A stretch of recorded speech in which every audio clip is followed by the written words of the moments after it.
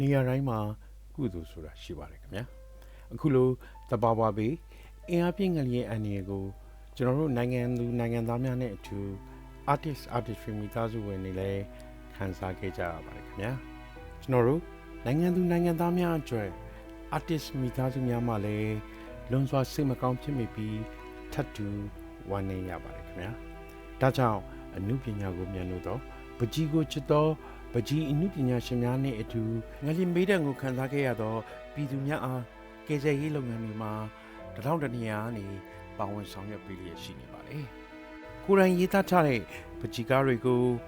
ရောင်းချပြီးရရှိငွေများကိုငလျင်ဘေးဒဏ်ခံစားနေရတဲ့ပြည်သူတွေအတွက်အုတ်တစ်ချက်သေးတဝင်းအဖြစ်ကယ်ဆယ်ရေးဆောင်ရွက်ပေးခဲ့သလိုအခြားသောပကြီးနှုပညာရှင်များကလည်းပကြီးကားများကိုရောင်းချရငွေများကိုငလျင်ဘေးဒဏ်ပြည်သူများအတွက်လှူဒါန်းနေကြောင်းကြားသိရပါတယ်ခင်ဗျာကျွန်တော်တို့ ਨੇ artist တွေရဲ့ပကြီးအလူဆိုတာကဝယ်ယူလူလန်းသူကသာငလျင်ဘေးကူညီလူလန်းသူအစ်ဖြစ်ပြီးကျွန်တော်တို့ကတာရုခေါ်ဆိုကာမေတ္တာလက်ဆောင်ပကြီးကားပြန်ပေးသူတာဖြစ်ပါတယ်အလူရှင်များကပကြီးကားများကိုလက်ဆောင်ယူပြီးများများလှူဒန်းကကူညီနိုင်ရစီရန်အတွက် artistry ကနေအခုအစီအစဉ်လေးကိုတင်ဆက်ပေးခြင်းဖြစ်ပါတယ်ခင်ဗျာ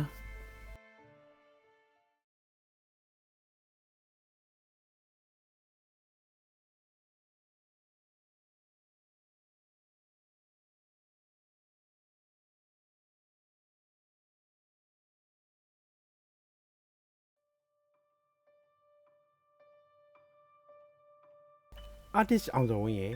လှူရင်းယူဖို့အတွက်ရေးသားထားတဲ့ပကြီးကားတွေကိုကျွန်တော်အခုတင်ဆက်ပေးပါစီခင်ဗျာစာရီအများကြီးမရေးချင်တော့ပါဘူးထုံးစံလိုဖြစ်နေပါပြီနှမ်းနှစ်စီပဲဖြစ်ဖြစ်ကုသိုလ်ပါဝင်ခွင့်ရကြပါလေပုံမှန်ဈေးနှုန်းထက်အများကြီးဈေးလျှော့ပေးထားပါတယ်စိုက်နဲ့ဈေးနှုန်းတွေကိုရေးသားထားပါတယ်ဆိုတော့ Facebook page ကကိုအောင်စောဝင်းရဲ့ပကြီးကားတွေကိုကြည့်ရှုခံစားကြည့်ပါအောင်ခင်ဗျာ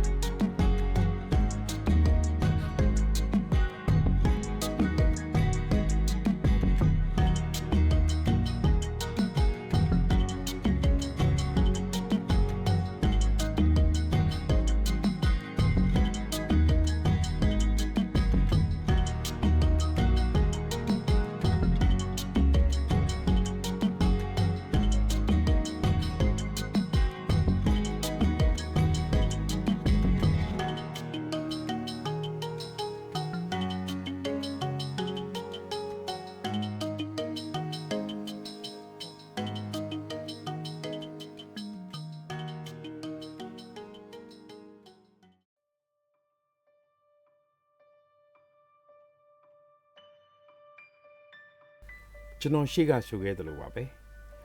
ပကြီးလူဆိုတာဝယ်ယူလူလန်းသူကသာငလျင်ဘေးကိုကူညီလူလန်းသူအစ်ဖြစ်ပြီးပကြီးဆရာက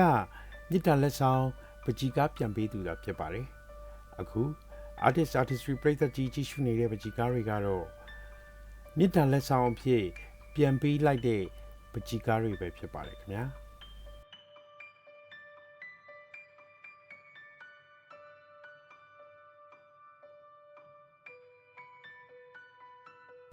အခုကြည့်ရှုနေတဲ့ပကြီးကားတွေကတော့တာရုခေါ်ဆိုကမြစ်တာလက်ဆောင်ပကြီးကားပြန်ပေးဖို့ကြံရှိနေသေးတဲ့ပကြီးကားတွေဖြစ်ပါတယ် artistry ပရိသတ်ကြီးတွေတဲကငလျင်ဘေးကိုကူညီလူလန်းသူအစ်စ်ဖြစ်ဖို့အတွက်စိတ်ဝင်စားတဲ့ဆိုရင် artist အောင်စောဝင်းရဲ့ Facebook page မှာတွားရောက်ဆက်သွယ်နိုင်ပါတယ်ခင်ဗျာ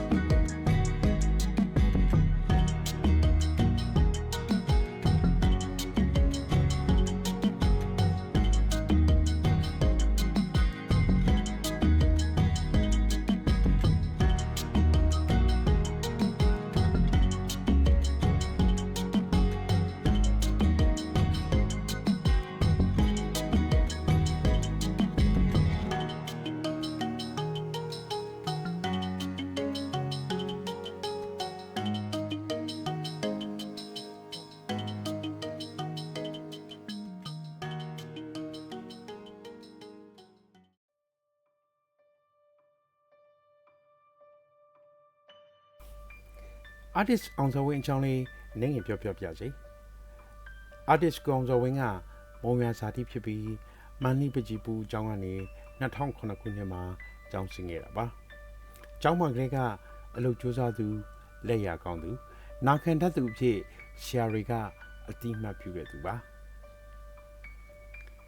ရွှေကြည်တို့လုပ်ငန်းတွေမှာဆယ်စုနှစ်တစ်နှစ်စာလောက်နစ်မြုပ်ပြီး2020နောက်ပိုင်းမှာပကြီးပြန်ရေးခဲ့တာဖြစ်ပါတယ်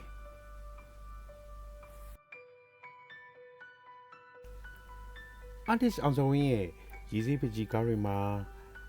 အတတ်ပညာပိုင်းဆိုင်ရာကျွမ်းကျင်မှုရည်စည်းပကြီးပညာနဲ့ပတ်သက်ပြီးရေကိုလိုသလိုအသုံးချနိုင်မှုရေးချက်တည်ငြိမ်မှုစတဲ့အင်္ဂါရက်တွေကိုအပြည့်အဝခံစားရမှာဖြစ်ပါတယ်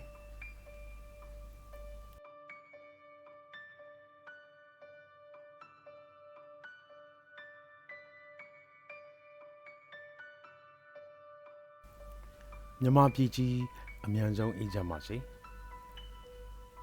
ပြည်သူပြည်သားများလည်းကျန်းမာချမ်းသာကြပါစေခင်ဗျာ